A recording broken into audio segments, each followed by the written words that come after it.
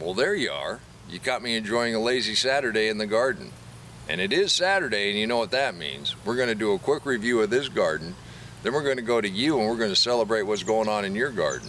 Over this 4th of July holiday, I know everybody out there has been very busy in their gardens. We've done quite a bit of planting, we've done quite a bit of harvesting.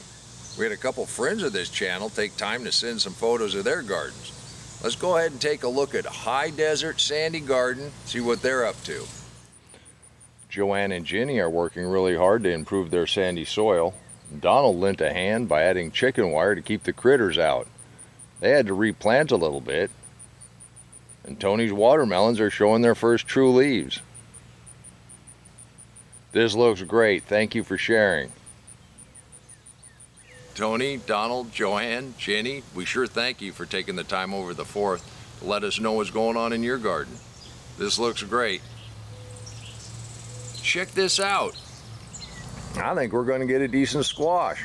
We haven't looked at our sugar cane in a while, and we got a couple of these that are starting to grow pretty good. I'm sure I got these planted way too thick. This is the first time I've ever grown it, but you know me, I don't like to thin anything out. And I know we haven't talked about our cantaloupe, but we got a couple that are coming on. And most of our tomatoes are getting up towards the top of the trellises. Talking about trellises, we need to take a look at Walter's garden. Walter's been participating in this channel for about 4 years. He's gone from starting with deep mulch into what we see today. Let's look behind Walter's wall of beans to the treasure hidden within. This small garden's using trellises, and the plants are taking full advantage.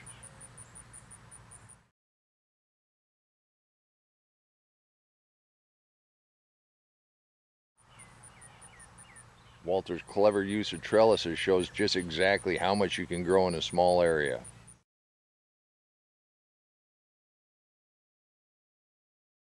I cannot believe how much you've packed into your little chaos garden, Walter. This is great. Walter, thank you for the inspiration. You bring such great ideas to this channel. Next year, you ought to try growing some watermelons.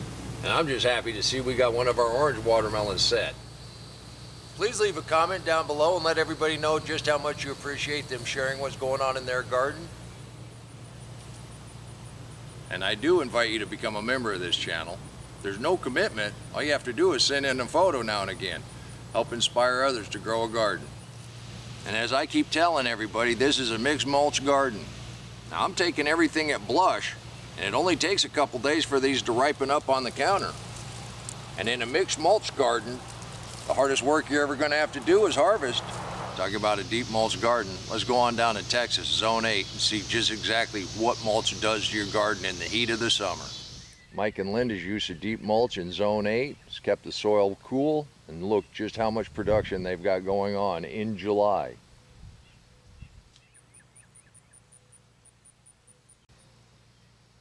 Mike, Linda, as always, we appreciate your inspiration. Mike and Linda, your garden is fantastic, and we do appreciate you taking the time over the 4th to share with us what's going on in your garden.